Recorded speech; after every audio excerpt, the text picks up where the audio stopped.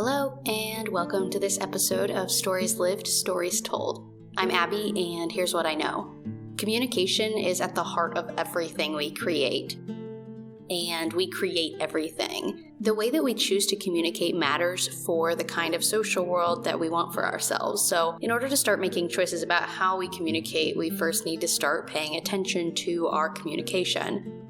Today we are continuing our conversation with communication professor Dr. Michelle Colpean.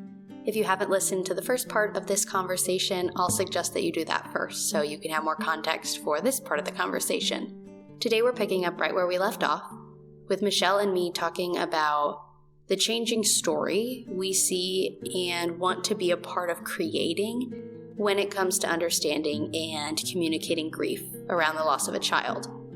Michelle notes early on in this conversation that this is a really hard thing to spend time with, that our instinct a lot of times is to turn and run the other direction. But I invite you to lean in with us today because I think there's a lot of value to be found in this conversation. Being in dialogue with people and creating a space for all our stories, even and maybe especially the painful ones, is undoubtedly part of moving toward that better social world that we want to create for ourselves. So we're really going to get into the differences in the ways that people process grief, the different responses that are helpful or not helpful from others, and Michelle's own experience with moving through her grief and understanding her own relationship to it. As always, it is a great honor for us to get to hear the vulnerable, messy stories of anyone's lives, and today we get to hear Michelle's, so get yourself ready to do some good thinking and feeling with us in this conversation, and let's jump back in.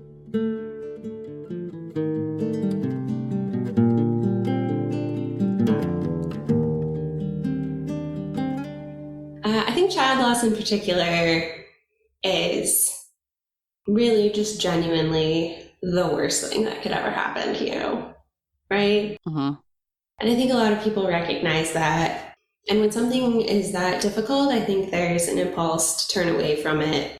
I do think there's a generational shift happening around it. I know there have been generations of families who have lost babies and young children and were expected to move on or not talk about it. I know there's stigma, especially around stillbirth and miscarriage, especially, that I haven't experienced personally, but I have a lot of friends in those circles now, and I know that's a unique kind of difficult. There's cultural expectations and taboos around child loss. Yeah.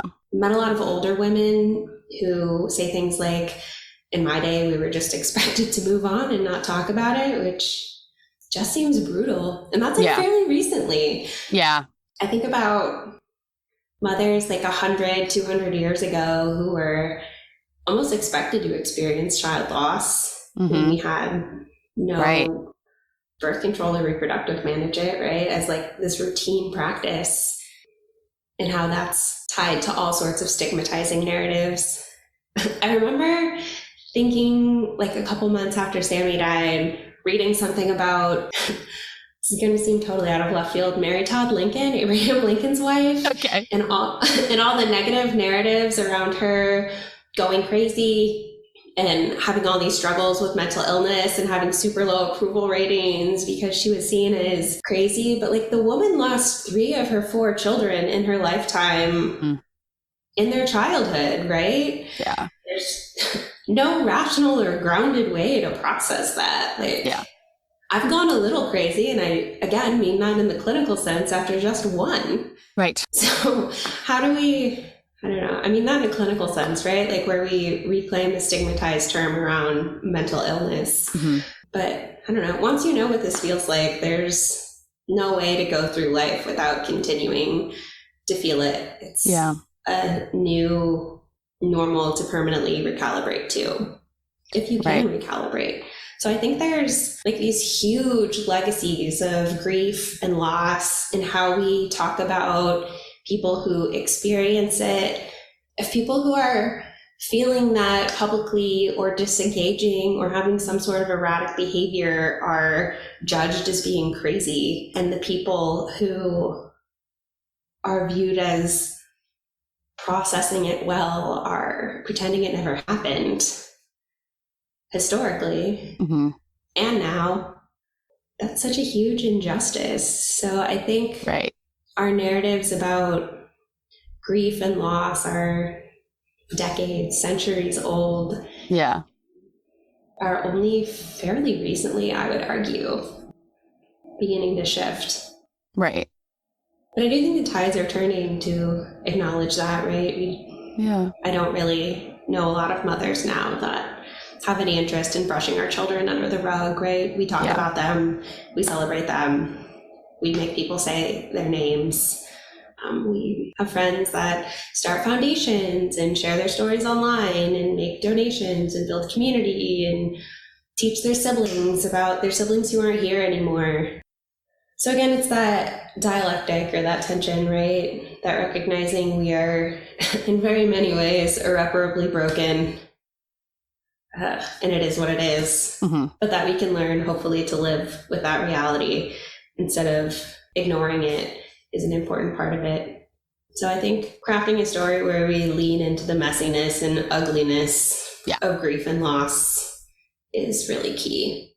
Yeah, the word that's coming to me when you're talking about these old narratives, old being, people from 50 years ago, people from hundreds of years ago, thousands of years ago, whatever, is that, you kind of presented these two ends of a spectrum of either we're calling these people crazy or they're showing zero emotion at all, and it's kind of like this oversimplified of like, these are your two options. So that's kind of what I'm seeing of like the narrative around grief. Either you let it consume you or you act like it didn't happen at all. And I think what you're getting at, is that this new story that you are a part of, creating for other people, creating for yourself, is that what does it look like to be in between those two things? Maybe, to, like you're saying, lean into the difficulty of it, lean into the emotion of it. Yeah, I think there's social scripts about being a good griever, right? Where you make a dramatic display at a funeral and then resiliently carry on. Yeah. Right? Have a single tear falling down your cheek. Yeah. Or even like I did this beautiful thing to honor my kid can be used to push a look what beauty came from your loss narrative. And I push back against that. I would probably do all kinds of nice things, even if Sami was still alive, because I would want to teach him about kindness firsthand. This is, I think, maybe the thing that gets under my husband's skin the most. A lot of people told him he would be a better neonatologist because of this. Just wait and see. Like, he was great before this. He doesn't need his kid to die to be an empathetic doctor. Yeah. So, I don't know. And like Sami himself would probably be out doing all sorts of amazing things if he had the chance. So like in the desperation of a search for a silver lining, which, as a comm professor, I chalk up to our very human desire to make meaning and create stories. I think it can really minimize tragedy. Sometimes things are unequivocally horrible. They happen for no reason. Nobody deserved it. You can't predict or prevent it. The world is worse because of it. That's not easy to process. There's no narrative or insight there. We're not really maybe equipped to deal with that in a lot of ways. The best card I got after Sami died, we were fortunate to have a ton of support, right? Like our mailbox was full, our fridge was full, every surface of our house was covered in flowers. But I really only remember one card I got out of all of them. And it just said in bold, black and white typeface on the front, "This fucking sucks." It was like, it does. Thank you for not trying to cushion the blow. You can't cushion it. Right. Like, I don't care if you'll be there for me or if there's anything you can do. Yeah. Because my child's gone. I don't care if you have no words because they wouldn't help anyway. Right. That's like fundamentally a phrase that recenters you also. Right. I don't care if you think this happened for a reason or some good would come out of it, because there's, to me, no reason that would ever justify this. Right. Your kid dying. It fucking sucks. That's all there is to it. Yeah. Kind of talking about this, communicating grief. Now, what have you learned from your research, from your own experience, that maybe some healthy things for yourself around communicating your grief? Like you talked about, you and your partner navigating this together, what worked for you, what didn't. And then maybe also, kind of a message to maybe people who are listening who are the people that are supporting others in their grief, of kind of what's a good way to communicate support around grief? Yeah, I think so much of it is individual, right? I can speak to my experience and what helped me and the people I know and what's helped them. And fairly regularly, I'm very vocal about loss and how I process it, especially on Instagram. When I couldn't find a good community anywhere else or didn't really know anyone in real life who had gone through this, I found a lot of support and mothers in very similar places on Instagram who I'm close with and check in with regularly. So that's been very helpful. And I think having to build your own community where it doesn't already exist is a tough burden, but is really generative. So there are people out there, even if they're hard to find. And for me, social media and Instagram in particular has been really helpful to find other people in similar situations. And it is really helpful, like late night talks. Sometimes we'll send like small memorial gifts to each other. Every once in a while, a friend will have a video of their kitchen in Florida on their Instagram story, and I'll see Sammy's picture hanging up on the refrigerator. Oh. And I've never met these people in real life. I probably never will, but it's good to know that, sort of like if your kid is alive, they would go out in the world and meet people and touch their lives and travel. And so knowing that that can still happen in very different ways, I think has brought me some comfort and just shows that like his memory will travel and have range. And he will touch people's lives in meaningful ways, that they see his picture every day and think about him every day as a result. I think it's really powerful. So acknowledging that people's kids exist, especially after the initial loss, but acknowledging them in an enduring way, I think is really productive. Amplifying their stories, being receptive to what they need. I have a lot of folks who, I mean, it's hard to ask for help. So if people are like, if there's anything I can do, let me know. Like, I'm not going to let you know. I don't know what I need. Yeah. So folks who gave us a DoorDash gift card so we could feed all the people that were staying in our house was really helpful, because then it was one less thing we had to worry about. Pragmatically, things like that were really helpful. But long after, people who just remember your kid are really useful as well. And really thinking about if the messages you're sharing recenter you or show support for the person you're trying to support in a meaningful way are helpful, right? Like, don't try to make people feel better. It's not going to happen. Yeah. For a long time. Yeah. Can you give an example of that, of like the recentering messages versus one that keeps the focus on you or your loss? Yeah, I have no words. I don't even know what to say right now. Right? Okay. This sounds like a you problem. Yeah. Yeah. It has nothing to do with me and my loss. Yeah, I get it. Like, I don't have any words for you either. I have a pretty thick skin, and I genuinely approach life with the knowledge that like people aren't being malicious. So I think I'm annoyed by ineffective grief messages, maybe less than most people I know. But they're still like laughably unhelpful sometimes. If anyone is listening to this and has said this to me, I don't even remember who has said that to me on a one-on-one basis. Like, we all say stupid stuff because we don't know what to say. Right. I do it all the time. It's fine. You know, it's like keeps you up at night. Sometimes we've all been there. Like, it's not helpful. So I think if we think really carefully about what we're saying, or we can just be open to listening or sitting with someone where they are, physically or otherwise, it can be really generative. We always struggle in January because we lost Sami in January. And so the whole month is like this miserable slog for us, right? And so our people know that and are ready to support us however they can. One of my friends was like, hey, there's a new plant store in town. Let's go build terrariums in mid-January for no reason at all, right? Yeah. And without saying it, like, I see what you're doing, right? You're realizing that, like, I'm in my head, I need to break, I need to get out of my house and do something I like. I'm a plant lady. And so it's a good reminder that your people are really in your corner and there to support you, even if you don't say it explicitly, right? Mm-hmm. I needed something to do with my hands immediately after Sami died. It was just driving me up the wall. Like, you go from being so busy with the baby that never lets you put him down to having literally nothing to do. So I started jigsaw puzzling, like, almost pathologically. Mm-hmm. And so our neighbors would just bring, like, enormous boxes of jigsaw puzzles and leave them on our front steps. Oh.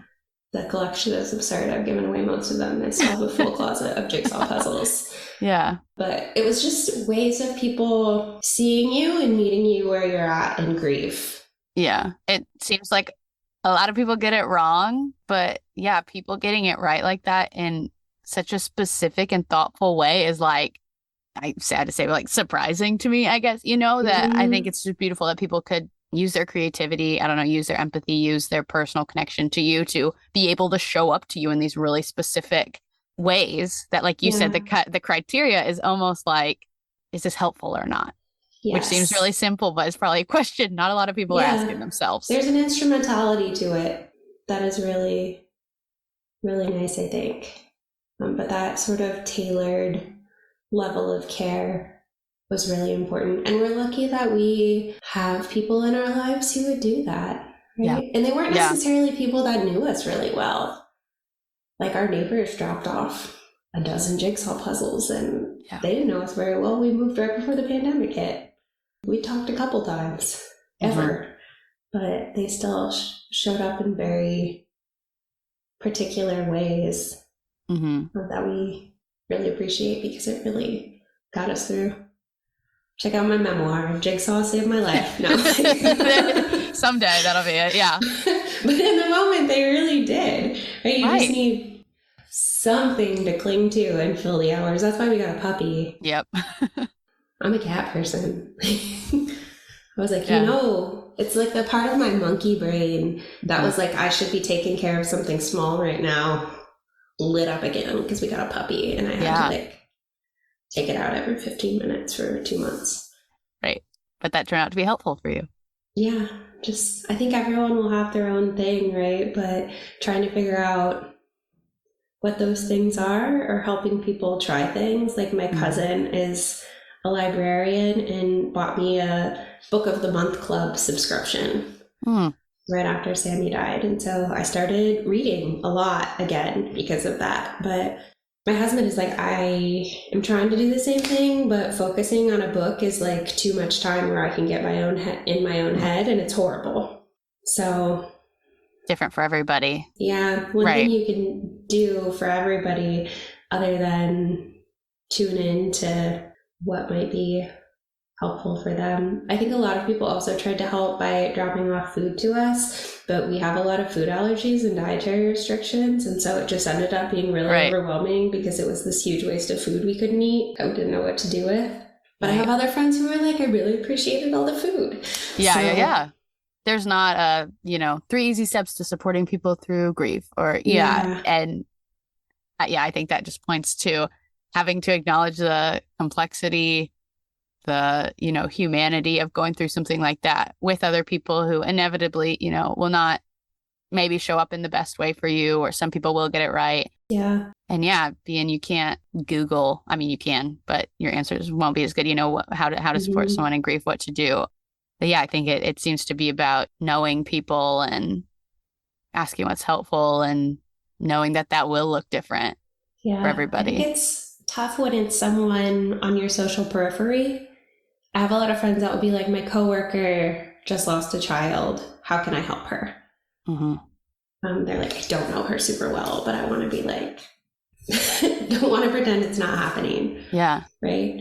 And I think, remembering people's kids is a big part of that. So I haven't after Sammy died, someone made a rear view mirror charm for my car for me with Sammy's name on it. And I had really bad driving PTSD because the last time I drove was when I drove Sammy to his nanny chair where he died, and then I drove my car home from the hospital with an empty car seat in the back. Right. Hours later. So I couldn't drive my car. Like, I didn't go anywhere. If I had to go to the grocery store, I would like walk half a mile there.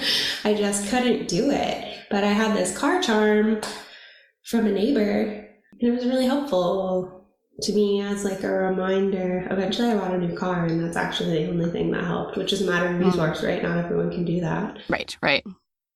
Again, like, I think privilege is really deeply tied up in a lot of these coping mechanisms. Yeah. But that was so kind and just showed me that, I don't know, they're with you. Yeah. In some small way everywhere, and that people like thought about your child and held their name in their hands and crafted this thing for you, I think is really powerful. So I started an Etsy shop that makes the same thing. Yeah. Inexpensively. Like, I just try to recoup shipping because I send them out to a lot of people for free. So I'm just trying to make it self-sustaining. And so I send those to a lot of friends when they ask me those sorts of questions. Like, hey, this is, I think, a small way to show that you're thinking of them, that you're thinking of their child specifically, that you won't forget them. But any like small way you can memorialize and connect, I think can be really helpful for folks, and figure out what their coping mechanisms are and try to help them.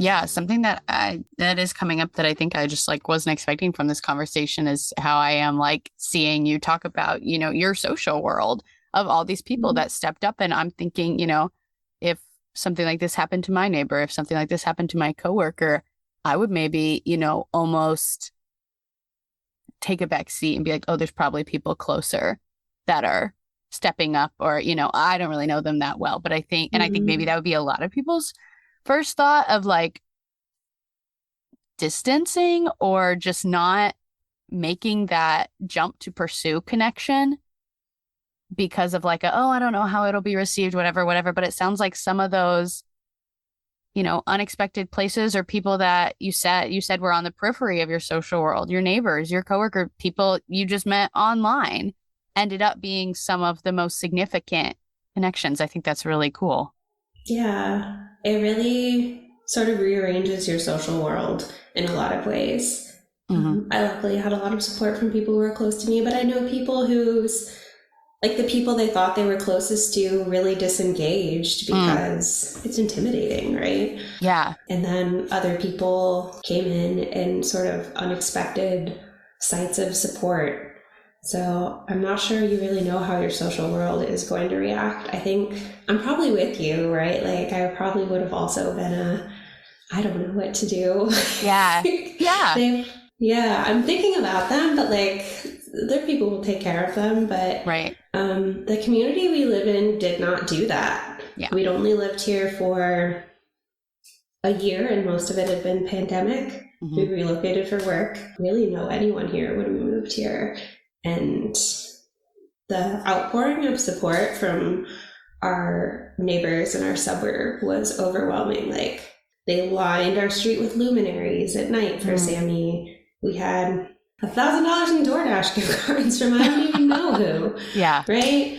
We had care packages. They still remark and remember us. Like, our community has done a lot of work to remember Sami and make sure he stays a part of our community. So when people were asking, what can I do? Where can I donate? Like, we luckily didn't need to cover funeral expenses or anything. Yeah. Or burial expenses, not that you could have a funeral, but people want to do something, right? So we started Sami's memorial fund through the Wyoming Community Foundation in our neighborhood in order to plant a memorial garden in his memory, which I think will start this summer, but that raised tens of thousands of dollars within weeks. People from I'm in a bumpers group on Reddit, so your month of your due date, so the March 2022 bumpers group with Salma and the May 2020 bumpers group with my son Sami, it's all these anonymous people, like a couple thousand people that I'm in real life friends with, at least one of them, but like most of them and that's only because she realized I lived in Cincinnati and our sons were born on the same day. And then our daughters were born a couple days apart a couple of years later. Whoa. I know. Meant to be. But you sort of find people that way. And that group one person donated like a $10,000 grant. Oh my God. I don't even think they live in the US. Like people will have your back in the wildest, most unimaginable ways. And then when Selma was born, they sent her like a whole care package of monogrammed stuff. And they sent me a really beautiful necklace with like 2 little stars next to each other. Oh, wow. The answer is not send people stuff. It's do meaningful gestures to know that you're thinking about them. But when we celebrate Sami's birthday every year and ask people to hand out Sami cards and do acts of kindness in his memory, dozens of people have me send them cards all over and share these sweet things they're doing or have his picture up in their house. Right? Like, I don't know any of these people. I'll never meet any of these people for the most part, but they're still really helping. Like, they have no obligation to me or strong personal connection, but there's no reason they should be supporting me other than they're like good people who care about other people. Right. That's kind of magical, I think. I think I used to have a lot of faith in the universe and not a lot of faith in people, and that's really flipped. And now I have a lot of faith in people. The universe is really going to do me dirty, but community will get us through. Understood. Yeah, I can understand where you're coming from with that one. Well, is there anything else you want to say about grief from your communication perspective? It fucking sucks. It fucking sucks. That's all there is to be said. At the end of the day, yes, but there are people there, maybe in unexpected places, that will really help you get through it. I think I just needed to know that like this was survivable because it doesn't really seem like it. And seeing people, especially on social media, like living their lives 5-10 years after a loss and like still regularly being very sad, but also having a lot of joy in their lives was in a lot of ways what I needed to get me through, just because it doesn't feel like it's possible. But I guess it is. And so to all the people who I basically cold called or messaged out of the blue and was like, how? Yeah. How did you do it? Everyone was so receptive to me and is still very supportive to me and checks in. And now I do that for some other people too. Like I at least once a month have someone message me on Instagram and be like, hey, I just came across your page or read a story about Sami on some platform. It makes this feel doable. How'd you get through it? What do you do? Yeah. How do you survive this is a question I get a lot. And so I think being there for strangers is like kind of this magical, powerful thing that we can lean into. And sometimes we're doing it even when we don't realize. There's a woman who owns a local business who takes out trash cans to the curb and puts them back for people on trash night, which is really good for like older folks or folks with mobility issues or busy people who aren't home. And so after Sami died, she was like, hey, I own this business. Can I take your trash out for you? And I was like, thank you. I don't know what day it is. Right. One less thing, like I cannot do a task right now, which she saw. And then probably a year later, I caught her outside and I was like, hey, you are so wonderful. Like, I really appreciate you. How are you doing? And she was like, actually, I lost my son a couple months ago. Wow.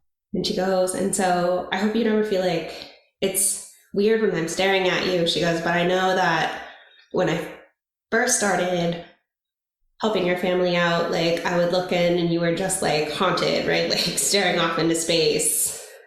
Like you were going through it, understandably. She goes, but lately when I've come, every week and I see you, like, you're smiling a lot more, you're doing stuff, you're like Wow. getting out. She goes, I really see you surviving it and finding joy again. She goes, and I'm not there yet, but it makes me feel like I might be. And so I think we don't even realize or recognize when we're doing that for someone else, but just being authentic, whether you're being authentically a wreck or things are going a little smoothly. It's a powerful thing, right? You don't know. Yeah. Helping people isn't always like this really conscious act. I like scroll through people's posts and see myself in them, and they help me, or read people's writing, and that really helps me, even when they're writing about I feel like a non-functional disaster. I'm like, cool, me too. Yeah. We don't have to be this like shining example of competence and overcoming. Yeah. If it's generative and helpful to us, I think sharing the messiness of that can be really helpful in a lot of ways. Yeah, I like that. The authenticity, the being honest about the messiness, the not trying to smooth over anything those are all things that I think, are a disservice to people experiencing like things like you've experienced. Yeah, it's the living in the authenticity, being honest, maybe trying to let go of some of the shame and the stigma that is around things like this is one answer to, in my eyes, after this conversation, what, a better social world looks like. Yeah, I think as much as I can, I just try to bring my whole self to the table, for better or worse. Yeah. I think it's so important. I interviewed for a job like a couple weeks after Sami died, and I called my advisor, who is also a close support person in my life, and was like, do I tell him? And she was like, Michelle, like, is there a way to not tell them? Like, I think it's going to come up. Like, I couldn't have a conversation without bursting into tears about anything. Right. And so I sent them an email and was like, here's what's going on, interested in the job. I think I was like, I am not emotionally competent right now, but I think I would be by September. It's probably the exact phrasing I used. And they were like, okay. And after 3 rounds of interviews, they hired me. And they were really great. And when I interviewed at UC, I started there 5 or 6 months ago. I was upfront about it again. I was like, listen, this happened. I have a new baby. I'm not ready to leave her. I will have in-home childcare, so I would be available, but I need to work at home from a year or 2 because I'm just not ready for the space. And so I really want to work here, but I'm going to need you to work with me. And they were like, okay. That's huge. I mean, good on you for, asking for what you need. And there's privilege tied up in that, right? Like if I was financially dependent on getting either of these jobs, maybe I could bring a little less of myself to the table, right? Or if I worked in another industry that was more concerned with a very specific type of professionalism, maybe that wouldn't find a home there. So I don't want to skirt that and be like, just tell everyone you're sad and they'll accommodate you, because I know a lot of people that's not the reality. But it's been really helpful for me, and I'm lucky to be in a place where I can be like, if you can't work with me, I don't want to work with you. And I've been lucky to find that in both places I've worked in spades since experiencing loss. But I think we can bring that to our personal lives, to our professional lives. Yeah. It seeps in everywhere for me. I think some people function better by compartmentalizing maybe, but I'm not one of them. Right. Me either. I mean, when we talk about because everybody's looking at a social world differently, and how you would define a better social world is, different than other people. But I think in my eyes, part of it is letting your experience with loss and grief trickle down into all the other areas of your life has gotten you connections, has gotten you, empathy, support, jobs that, accommodate you, which again is a privileged thing. Is that how you feel about what a better social world looks like? Is that authenticity, maybe? Yeah, I've always believed that we have a responsibility to each other as humans to act with a certain ethic of care. And I think that authenticity is part of it, right? Suffering is should be fundamentally communal. Joy should be fundamentally communal. Yeah. And we need to sit with each other through those forms of existence and for everything in between.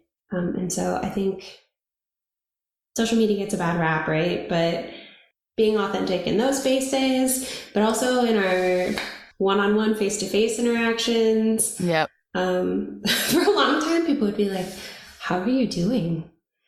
And, you know, you want to just say fine or whatever and not get into it. But my husband and I just started going, bad. Yeah. I'm bad. Thank you for asking. I'm bad. And some people find that really off-putting. I don't really care. No, yeah. I'm sort of the mind that when something that horrible happens to you, you can act with impunity. Yeah. As long as you're not really hurting other people. Well, no one can say, oh, don't feel bad. Well, I do. So, Of course they freaking do. I think, and we'll still do it sometimes. Like January, if anyone said, how you doing? We're bad. Bad. I think being able to say that is maybe part of, I'm not a person who's good at asking for help, but it's one way to do that, right? Mm-hmm. When friends started asking and I start saying bad, they're like, okay, we're going to rally behind the scenes and figure something out. Sometimes just like admitting it out loud is helpful. So authenticity in all of its forms, I think, lends us all a little latitude to be more open, even professionally, right? Like, last week I had COVID for the first time after avoiding it for the entire pandemic and was a couple days behind in grading. And I sent all my students a message and I was like, listen, I have COVID. My baby has COVID. I'm really excited to read your assignments, but they're going to be a little late. If that ties you up for the next assignment because you need feedback, you can turn that in late. Mm-hmm. It's okay. And my students were not only super empathetic, but when they're like, hey, I have this going on, like my assignment's not going to get in, that's okay. I don't care. Yeah. Like, my job is to help you learn stuff, not to be a tyrant about deadlines. Like we all got to give each other a little latitude and grace. Yeah. So, and when my friends are like, hey, sorry, I haven't reached out in a while. Like this happened in my life. Okay. Like I'm not offended. I go underground for months at a time sometimes, and I'm really hard to get hold of. And everyone, I don't have to worry about people being mad at me about that because I didn't answer their text for weeks. Yeah.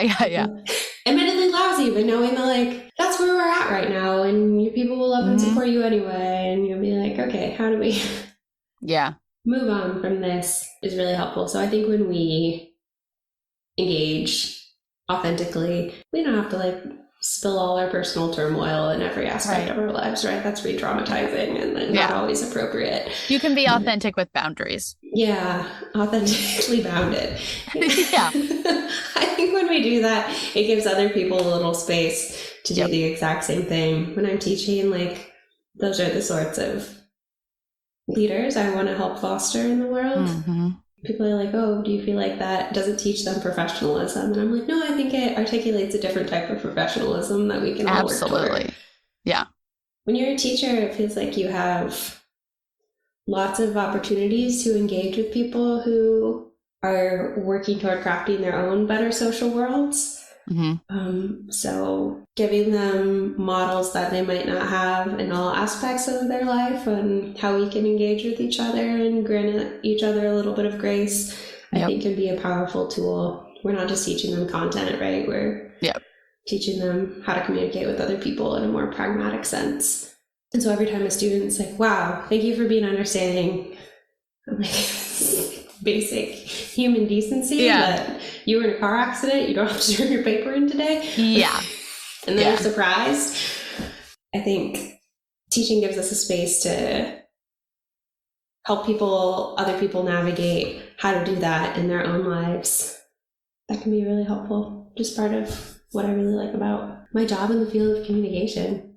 Yes, the field of communication. Yeah, I think I agree with you that it's the authenticity and the grace, inviting more grace is a huge component of that better social world that I want to be a part of, at least. Yeah, let's cut each other some slack, y'all. Life is hard. Yeah. Yes, life is hard.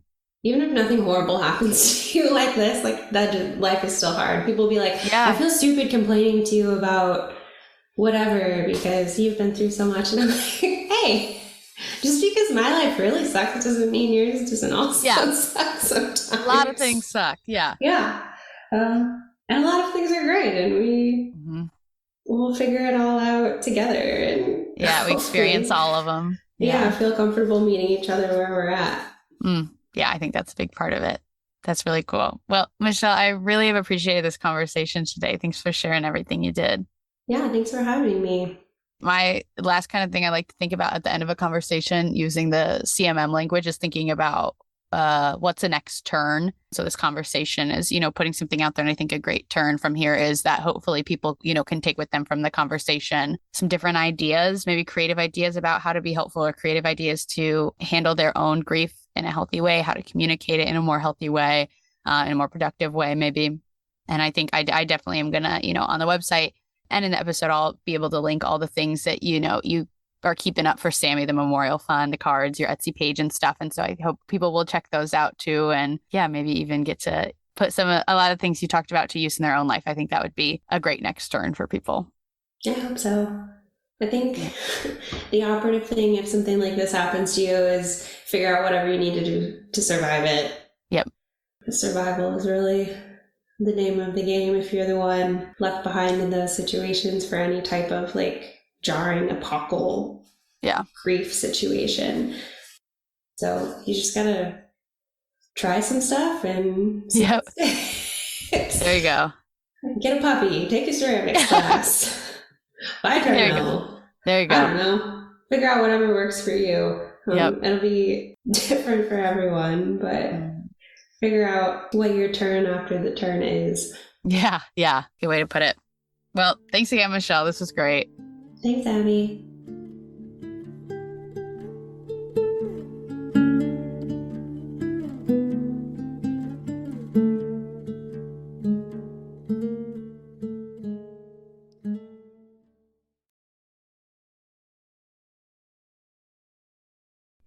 Sadly, this is the end of our conversation with Michelle, but it doesn't have to be the end of your conversation about grief, child loss, and other hard things we're seeking to understand and heal within ourselves. Michelle left us with some great next turns and pointed out that even thinking in terms of turns as you experience grief is a helpful way to take it one step at a time. So maybe keep that in your back pocket or share that tip with a friend or someone you know that is experiencing grief right now. Those next turns look different for everybody, and it might always take a few turns to figure out what you need. But I hope you leave this conversation with Michelle and I ready to give yourself the time and space that you need, the time and space that the people in your life need to heal and to be curious about each other and to just keep showing up for people. As always, I get to do this podcast with support from the CMM Institute for Personal and Social Evolution. They are my co-creators, my conversation partners, my collaborators in the mission to create a better social world through reflecting on our communication, through learning the power of storytelling, and through making new choices. You can read about them on my website under the CMM Institute page, and you can also check out their website to see what else you might want to be a part of. Also, please take the time to share our conversation with Michelle with someone in your life. Keep this conversation going and growing in this way. Maybe this conversation can add value to someone else's life, and maybe bringing others into this conversation can add new perspective for you too. You can also follow the show wherever you listen. You can find me on Instagram at Stories Live Stories Told Pod. Find me on YouTube for some extra educational content at Stories Live Stories Told, and check out my website, storieslivestoriestold.com. All of this I'll link in the description. And please use any of those platforms to reach out. I love to hear what this podcast means to you, so thank you in advance for sharing that and taking the time to do that for me. Thank you for showing up. Thank you for being curious. And thank you for being a part of this story. Keep creating mindful moments, and until next time, I'm Abby, and this has been Stories Lived, Stories Told.